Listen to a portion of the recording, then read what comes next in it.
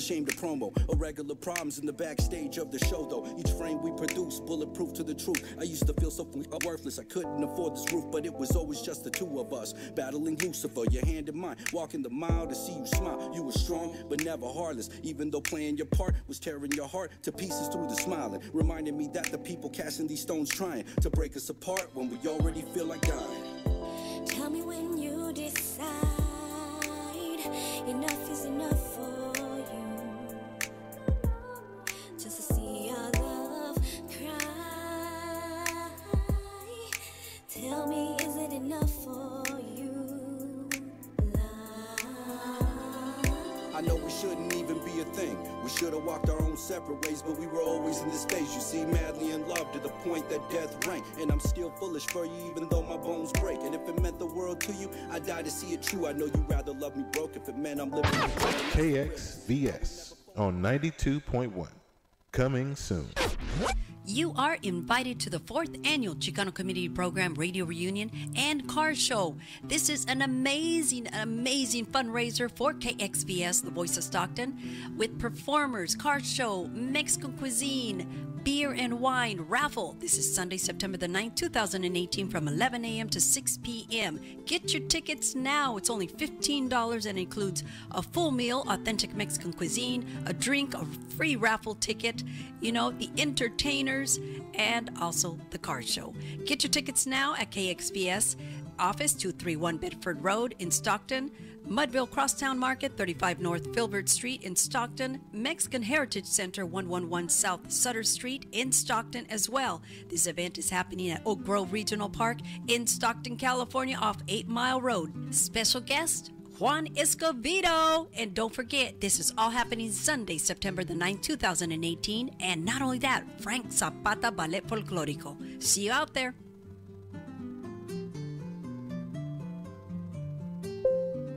The views and opinions expressed in the following program do not necessarily reflect those of KXVS, the Voice of Stockton, or its parents, affiliates, management, and staff.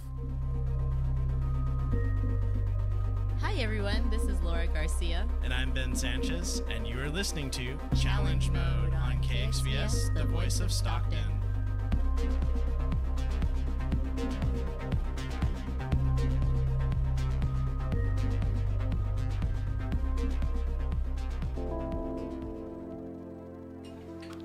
Welcome to Challenge Mode. Now here's your host, the one and only Ben Sanchez. Thank you, Dustin. How you doing? I'm doing good. How about you? Good. It's been a good week? Yeah, it's been an awesome week. It's been an all-in kind of week.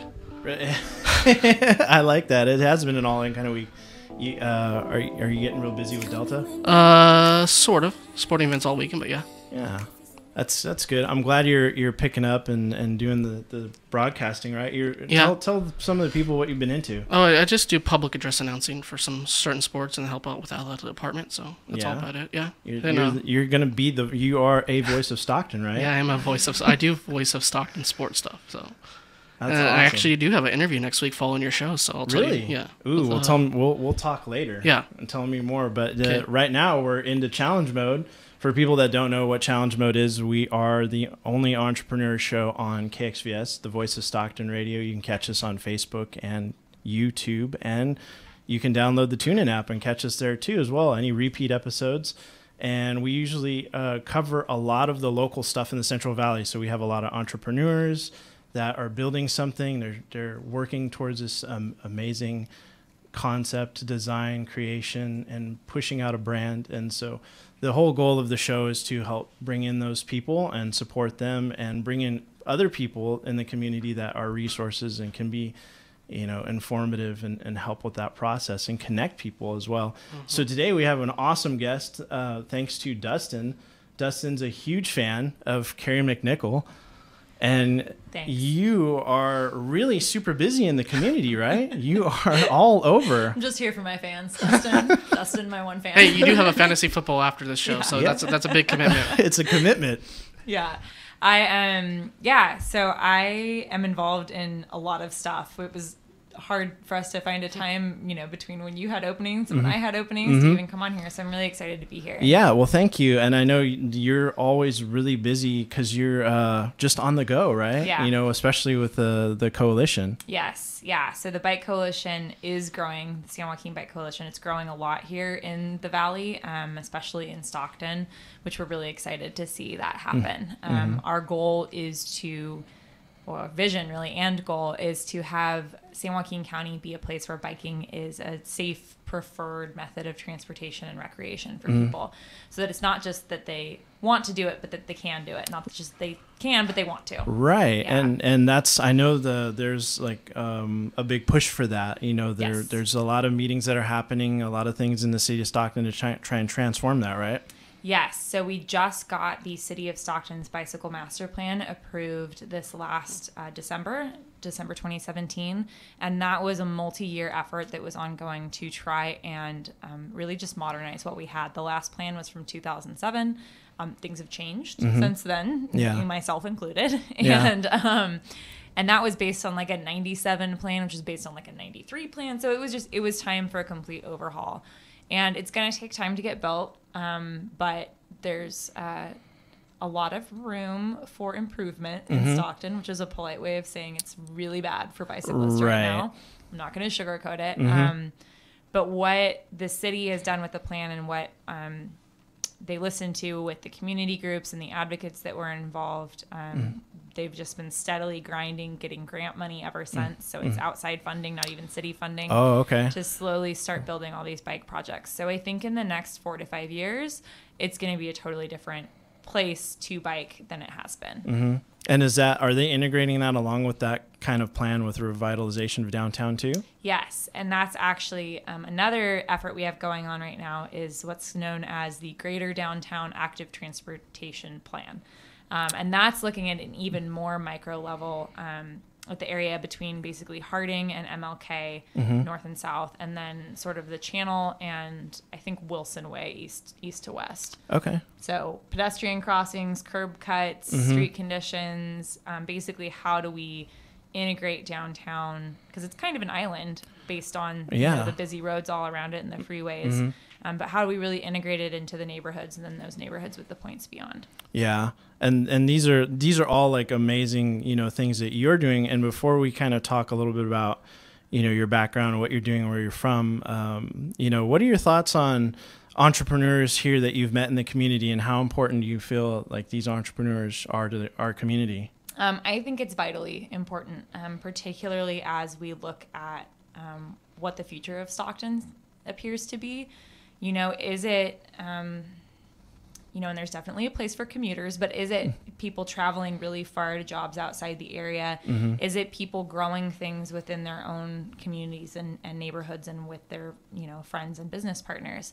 So I think that what people can bring with their individual intellect and creativity to our local environment, they're going to create local solutions and local opportunities to local problems. Right. And I think we see that happening a lot in the community already. And so I'm really optimistic that that'll continue to grow and hopefully I and, a lot of other people and you guys can continue to support that. Yeah. And that's really, I think that was, our whole goal when we were creating the show.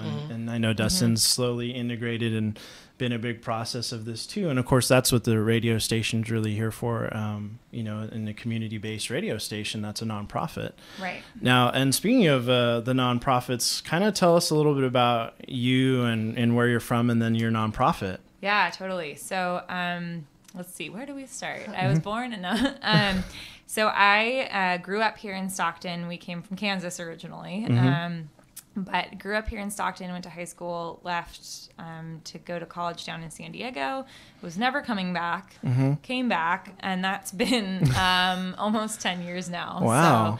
So, and when I moved back, it was really a question of kind of finding my way. So I actually worked as a barista for 3 years at Impresso Coffee House. Very cool. Morning crew, what. I was a bartender at the Abbey. I worked at a winery. And then somehow managed to leverage that into a government job. Okay. So the rent comes from the government. Thanks, taxpayers. And I work at the San Joaquin Council of Governments in a program called DIBS.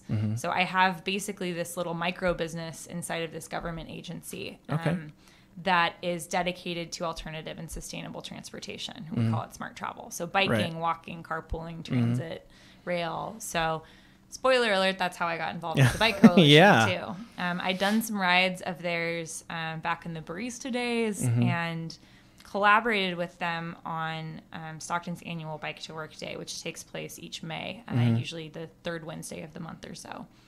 And through that was convinced to join the board of directors. Oh, okay. And then became, I think, vice chair, and then was slowly coerced into being president. And so I've held that seat for a few years ago now, and they're apparently not sick of me yet, or just nobody else wants it. I'm not sure. But so the coalition's been around longer than my tenure, but within this last calendar year, we did get 501c3 status, which we're really excited about. That's very good.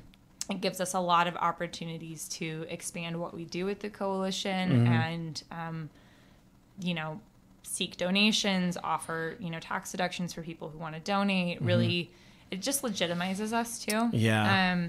I don't know that it's changing that much how we operate, but having that status makes us feel a little bit more legitimate in the eyes of the powers that be. Yeah. So how does that feel like from that transition? Like, because it sounds like you've done a lot of different things to being, there and being a part of a board, and now you're the president. How does that responsibility feel now? I'm lucky. I have an awesome board of directors. We have a really great community that's very supportive. It's a juggling act to keep, the full-time job and that. And I have my schedule at work so that I work an extra hour every day, so I get every other Friday off. Oh, okay. And that Friday kind of ends up being Bike Coalition Day. That's SJBC Day. So, but I enjoy so much of what we do with the Bike Coalition, and the people we work with are so fantastic, and the businesses, that it's not often that you leave a meeting feeling just completely energized and enthusiastic about what you've done. At least not in my experience of a lot of meetings. Yeah. So it's a joy to walk out of those meetings feeling that way, just feeling amped and, excited for what we have going. And were you, before that, were you actually like a bicycle enthusiast, or were you really into that? Yeah. So I am part of what's known as the concerned but interested part of the bicycling community, if you categorize them. So there's people who no way, no how, they're never going to do it. And, we're not going to change their minds, so we don't bother. Right. And then there's the, 8 to 10% strong and fearless. They will bike anywhere, any conditions. And then the remaining, 70 to 80% is kind of this concerned but interested. And maybe, so this is the people that would like to, but these following things are kind of holding them back. Right. So in college, I actually lived in Italy for about half a year, and while I was there, I had a bike, and that was the main way I got around. And it was so normalized there and so prevalent that it felt really safe, and it felt really it was just the easiest way to get around. It was the cheapest way, it was the easiest way.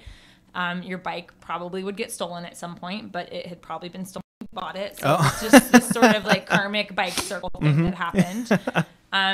Mine was hot pink and white, which meant I got a lot of like California Barbie kind of comments, but I was dealt with it. But it was so normalized there, and biking to trains and biking to the buses, and that is what I would love to see happen here. So I am what I my own classification for myself is that I'm like a taco rider. I'm a purposeful rider. I want to ride to tacos. I want to ride to happy hour. I want to ride to coffee. I need a reward at the end. Has there ever been a bike crawl? Like, like we have the pub crawls. Has there ever been like a bike crawl kind of thing? Maybe some unofficial ones. We don't want to push for, too much biking under the influence. Yeah. But I will say that majority of our more popular events do involve wine or beer in some capacity. Well, you have safe consumption only. You have the full moon ride. Are you really actively involved with the full moon ride? Yeah. So the full moon ride is an example of a really cool partnership. So it actually was initiated out of the Downtown Stockton Alliance. I am on their board as well. Full disclosure, that's yet another hat. Yeah. And it started as a way to bring people downtown at night. As there's being more restaurants, there's being more places to eat and drink and have fun. The customer base isn't always there. People clock out and leave downtown. Yeah. We've all seen it. So it's a partnership between, this year, the groups that are involved, the Bicycle Coalition, of course, and the DSA, the Stockton Bike Club, the Hub, helping urban bicyclists, Robbie's Bike Shop, Performance Bikes, REI, when they were still here in the past, was involved. Roadfinch has been involved. I'm sorry if I'm forgetting anyone. That's a lot, but each month, on the night of the full moon, one of those groups is responsible for leading the ride. And then we partner with a downtown business of some kind for specials after the ride. If they're not open that late, usually they'll stay open. And we set up mobile bike racks, so there's a safe place for people to leave their bikes. They're watched the whole time they're there, and people can eat and drink and just populate downtown after dark. And it's like a good kind of, community building thing too. You may have run into somebody that you maybe saw in passing, or somebody that met at a different workplace or a restaurant. And, hey, how's it going? And so I think those things are really cool. And it's been a great way for me personally to get to know some of these other kind of bike tribes in Stockton. There's this huge BMX scene. I'm not talented enough to do that. But I got to meet some of them last month when Robbie's led the ride. Okay. So it's a really cool way to kind of bridge some of, there's people biking in Stockton. But we just don't all necessarily know each other. Right. So I view it as the coalition's role to hopefully kind of support and empower and bring those groups together. It's not us or them. We want to be that unifying place to make it better for everybody. Yeah. And do you think events like these creatively, when you're, in this role and what you're doing, you guys have to come up probably with a bunch of different ways to how can we kind of bridge the gap and get people to come out? Yes. I think it's a problem that faces probably a lot of the people who've been here on your show too, is how do we get the word out? Right. And what's the best way to reach people? We have had, we get criticisms, and some of it's that, you've never done anything in this part of town, or you weren't at this thing. And in a lot of cases, we have been in that area or at that event. It's just if it doesn't, happen to cross somebody's Facebook feed when they're looking for their, we have a lot of people that actually still look at event calendars in the newspapers. So when we get them there's always somebody who says, oh, I saw this in the Record. Great. Yeah. Great. Go local press. But, so I think that's one of the challenges I would say too, is, how do we find those different groups, and how do we bring them together and get us all under one hat? Well, and one thing, because Dustin and I always usually attend, is Stock Market. So this is a really cool kind of partnership that you've done and pushed that out there too, right? Shout out to Stock Market. Love those girls. We have, for the last, it's been at least 2 years now, maybe more. We have done a free bicycle valet at every Stock Market. And anyone who rides their bike to the Stock Market, we will watch it free of charge while they enjoy and shop the market. They don't have to worry about parking. That's cool. They, can enjoy their time there, get a little exercise, and we'll keep their bike safe while they do it. It's a free service. We take tips, but not or coffee. I usually coffee. Okay, that's good. Great. Yeah. Wash the bikes while I go to the bathroom. Whatever it might be, spell me. But we have some great volunteers that have helped us with that too, and we've seen that grow. And one of the cool things, Performance Bikes does a ride every Saturday morning, and they now will make it on Stock Market days. That is their bike route for the day. They ride to Stock Market. Awesome. So every time I'm setting up the rack, somebody's like, well, what's all this for? Are you really going to get any bikes? And then you'd be surprised, hour later, right? We've got 50 of them. And I love that. I love it when that happens. The look on people's faces. So yeah, because it's really, you have all these different people that are, using bikes, whether it's for recreation or, just getting to point A to point B for work.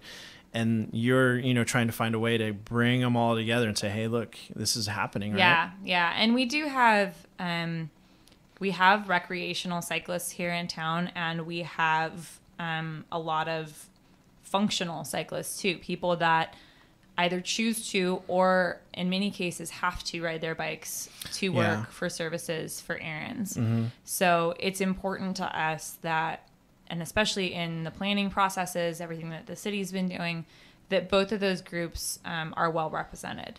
So we want to support, a facility that supports safe biking to work is also going to support recreation and vice versa if we're doing this right. If we're building what they call a low stress network, where it's not stressful for you to ride on the streets. Yeah. What do you think the biggest challenges are going to be in the city to get some of those things going? Ooh, let's get started.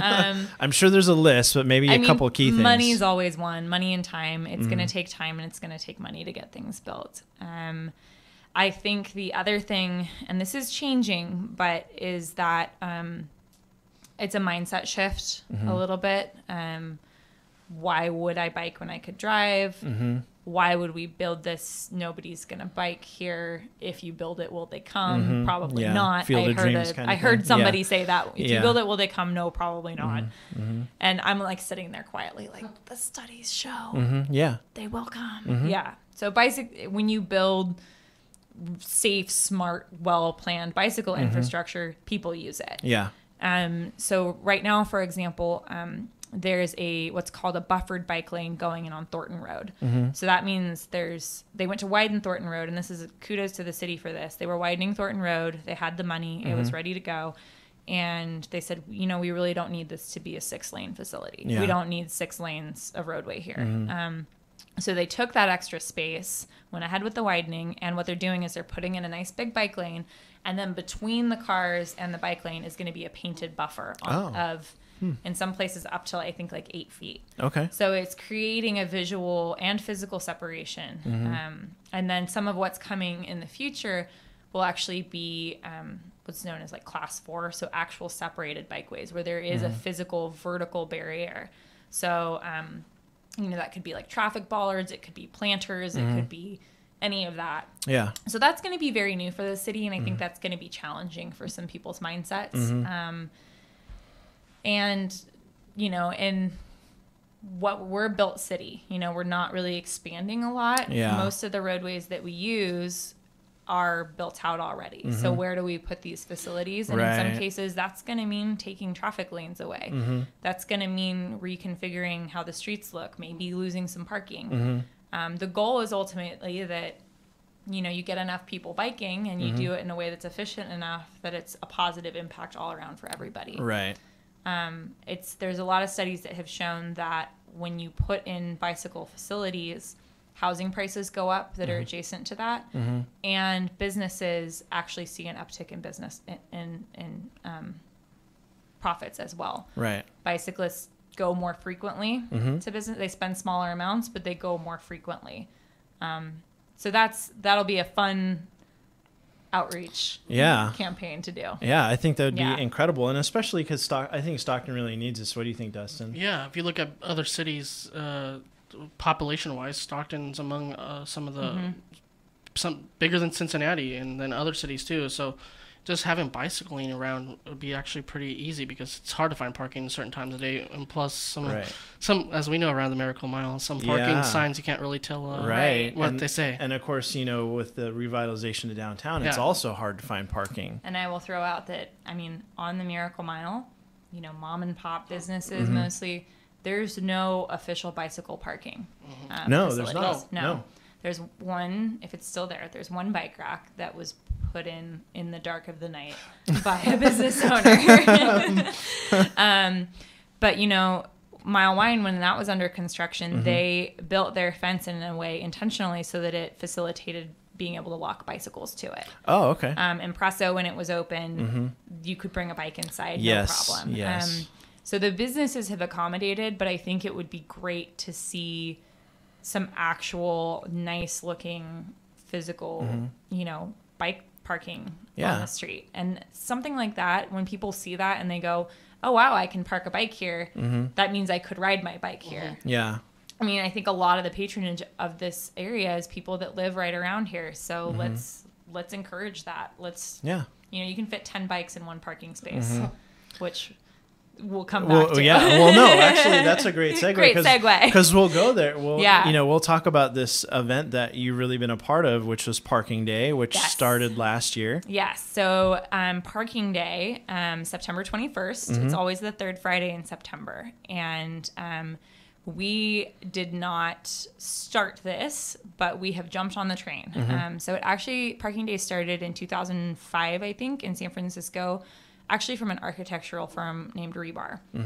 So they started this event, and it's since grown to be international. Yeah. So one of our board members suggested it about a year and a half ago that we get involved. We did it last year. It's gone great. So in a nutshell, what it is, so it was really good, is basically the idea that what can you do with a parking space if you don't have a car in it? So when you're feeding a meter, when you are, putting your quarters in or swiping your card or whatever it is, you basically have a very low cost lease on a 8x20 piece of land. Right. And is the most efficient use of that to put a car in it. And for some people, a lot of people, yes. But if we didn't have to, what else could we do with all that? Right. Yeah. So we saw some really interesting things last year when Dustin and I were out there. One of the stories that sticks out for me is one of the stories that Amy and Ann shared when they were, had their space in front of Cast Iron, was they did the little hopscotch in front. Yes. And there was an older gentleman that was walking by, and then he decided to partake in that activity. And it was really cool because, so many people that are just, traversing up and down the block are just on their phone. You're right. And they're not really... You don't look up. You don't look around. So I feel this is a really interactive way to get people kind of to put their phone down and talk to you. You saw people coming out of the county building and were like, what's going on out here? And like going to lunch or going off the break. They're like, what the heck's happening? People were interacting, which doesn't always happen. I think out of the whole day, we had about I think 10 or so spaces last year, 9. Out of the whole day, I had one negative comment. And it was just kind of like, oh, well, that seems like a waste of time. I was like, fine, we're not here for you then. Yeah. You get out of that comfy chair. But yeah, the hopscotch is a great example. Piece of chalk took them, 5 minutes to do because they had to look up what hopscotch actually looked like. So this year it would probably take less. Yeah. And that chalk stayed up all weekend. Yeah. And all weekend I saw people as they walked down the sidewalk doing hopscotch. Yeah. So that's a great example of what tactical urbanism is, they call it. So it's interrupting in these like little kind of sneaky strategic ways. Yeah. How people interact with their environment. Low cost, temporary changes. Plus, you get the students down there from the schools, and they're like, what's happening? And they ask questions. Yeah. And of course, we have the DSA with the piano program. Yes. So the and we had a pianos piano in a space last year. Yeah. So the piano program, another great example of those things you can do with placemaking. Right. And that's something that we want to see more of. So Parking Day was our answer to that. Yeah. So one day guerrilla art action. We haven't had to be as guerrilla about it as some cities do. The city of Stockton's been a great partner to us. Yeah. They have blocked off the spaces for us each year. They, free of charge. They've been really accommodating. And their goal with it is to see if it's feasible for some of these things to become more permanent. Right. So that's what they would love to see come out of this. So by way of example, what we're talking about in these spaces, and the possibilities are endless, but it's creating temporary mini parks or patios, art exhibits. We had a water lounge last year where you could come cool off. And, Garrett Daniels did a really fantastic art exhibit with a suspended shopping cart, and it was, you could bring donations for the little free pantries, the food pantries. So people went all kinds of ways with it. We offered free bike parking in one spot. And by the end of the day, one of the spaces that was done by the Council of Governments, my employer, they had, by the end of the day, somebody had set up a DJ. We turned it into a stage. They, DJ Brain, what, shout out. They had a whole DJ setup going, brought speakers, brought the turntables. Very cool. And they just kept that going all evening. The businesses were packed as a result right there on Channel and or San Joaquin and Weber and because how often do you walk by on a Friday afternoon and see an attorney who you're used to interacting with downtown got his headphones on and is just ripping on a DJ set in the middle of a parking space. that was rad. Hopefully we find a spot for him to come this year too. That would be good. Yeah.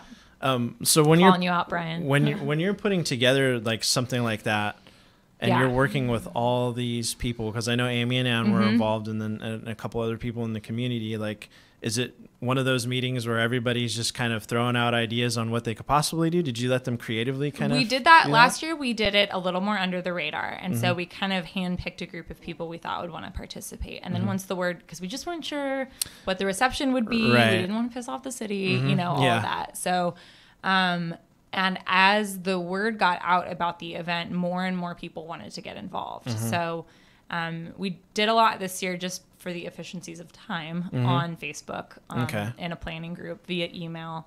And that's gone well too. People kind of know what's up with it now. Right.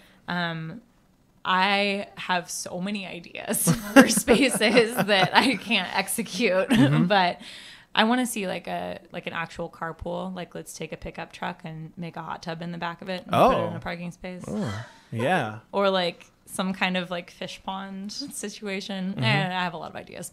Shark Tank. Yeah. So there's just so many things that you can do once you really start letting your imagination spin. Right. Yeah.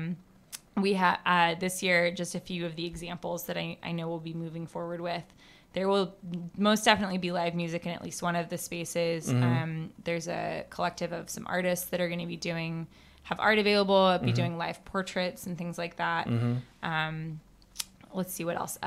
Deacon Steve from the Hub will be doing free bike repairs in a spot all day. We've got one that's kind of around fixing potholes and with, planting flowers in them, sort of a thing. Oh, okay. Yeah. So some really creative ideas. Hatch Workshop's going to be involved. I should look at my list because there is some really. I'm going to cheat sheet. Is Good Stock coming back? Yeah, the Good Stock girls are coming back. Okay. Visit Stockton's going to have an awesome booth. Okay. I'm really excited for theirs. I won't reveal anything, but you should come check it out. Yeah.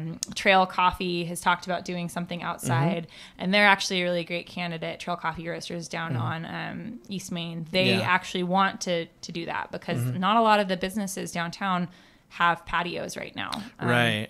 And that's something that's really, when you're talking about wanting to make downtown feel more walkable and interactive and safe, adding those patios is the way to do it. Yeah. It lets people see, there's a business here. There's people sitting outside. You've got eyes on the street. It's sort of makeshift community policing. Yeah. Right. Exactly.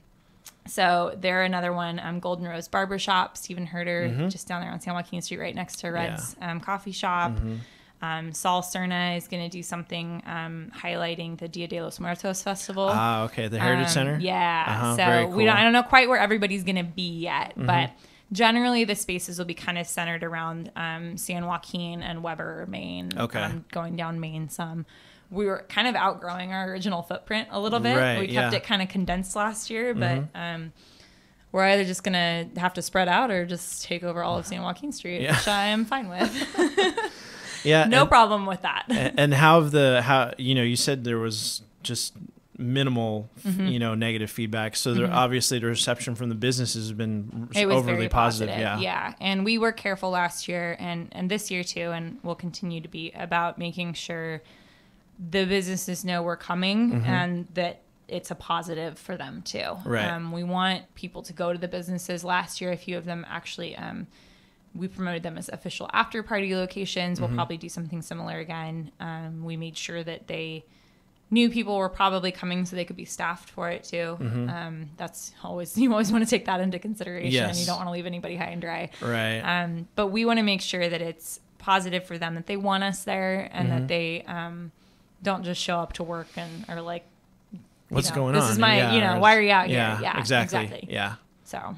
And then as far as getting everybody actively involved, if that's still the case, or it sounds like you have a board of people and how can other people get involved, like in the community? If someone has a burning desire to do a parking space, that is absolutely still an option. It is. Yes. Okay. If you want to throw a one-day party in a parking spot, we got you. Okay. So we're finalizing all the locations right now. We've still got room to get people in. If they have a general idea of what their concept is, they can reach out to us on Facebook. It's under San Joaquin Bike Coalition. We're at sjbike.org. Yeah. sjbikecoalition@gmail.com. We're on Instagram. We're on Twitter. We're on Strava if you bike. There you go. Meetup. Yeah. So we're on all that stuff. And just reach out and in the comments of this, call the radio station. Can they call you? Yeah, they Okay. can. They can call the radio station. They can call us. They can leave comments on there. Facebook and Yeah. And they can email us too. Yeah. I will hunt you down. thevoiceofstockton.org. Yeah. Voiceofstockton.org. Find me there too. Yeah, you can find us Skywriter. all over. Yeah. And so no, I think this was great. But let me know soon. Yeah. Please. There's got to be a deadline, right? Yeah. The deadline is soon. Yeah.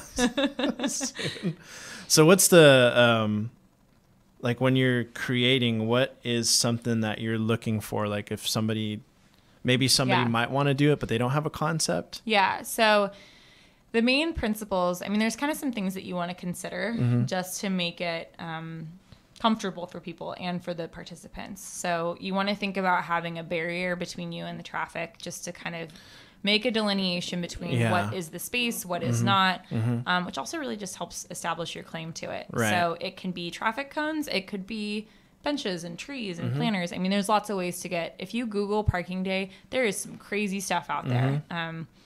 What's the coolest thing you've seen? Oh gosh, there's so many. Life-size chess sets. Really? I would love to see, like a mini, putt-putt course or disc golf course or a tiny bowling alley. Yeah. Or some interactive element is always really good. So it's not just a look at kind of thing. It's an interaction kind of thing. Right.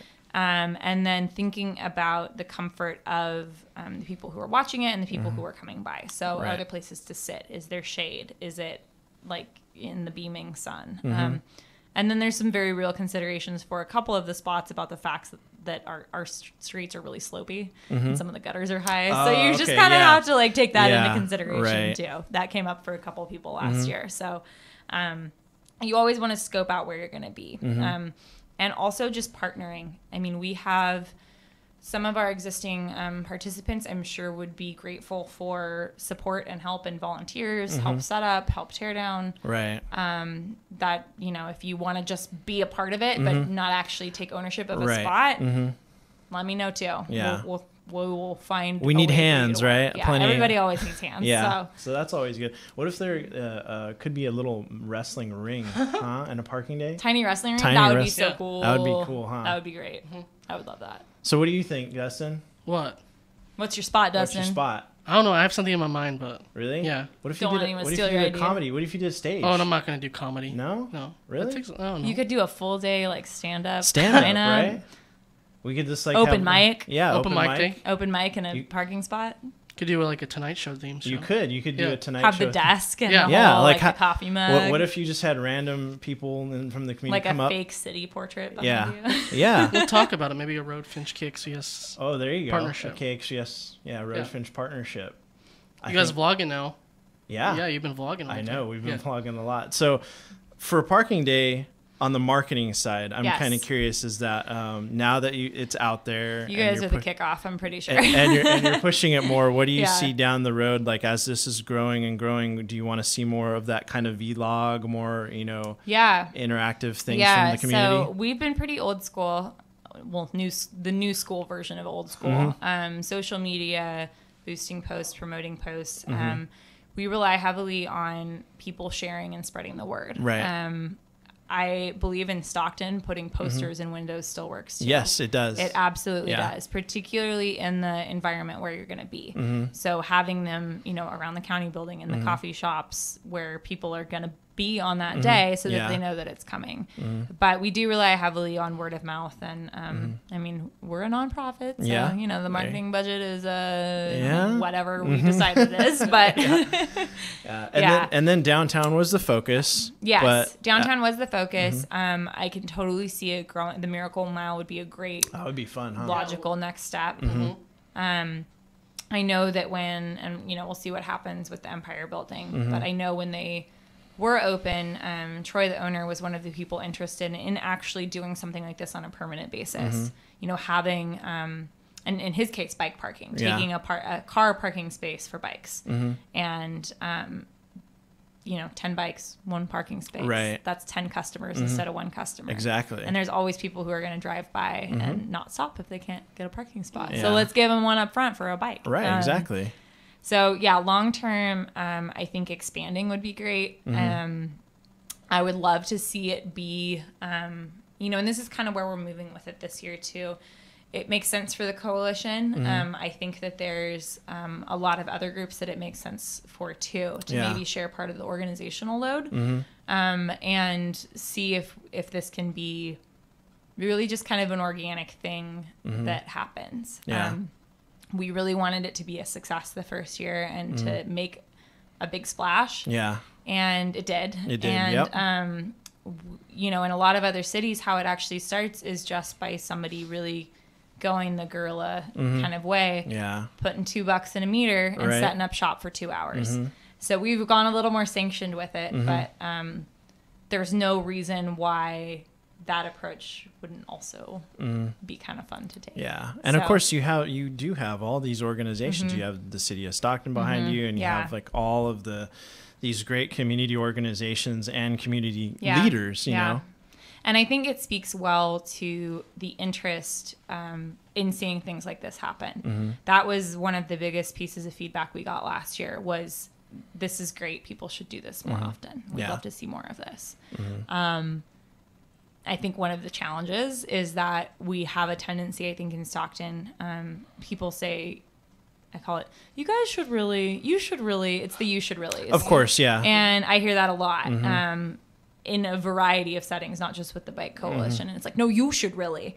But if you find yourself saying that, if you find yourself with something that you want to see happen, take it on. Yeah. Find a way to kickstart it. The Parking Day really grew out of our board's desire, and shout out to Emily on our board who really planted this seed. We wanted to see more placemaking efforts. Yeah. And we wanted to see these things that force people to interact with their environment, to hopscotch on the sidewalk Yes. instead of just staring at their phone.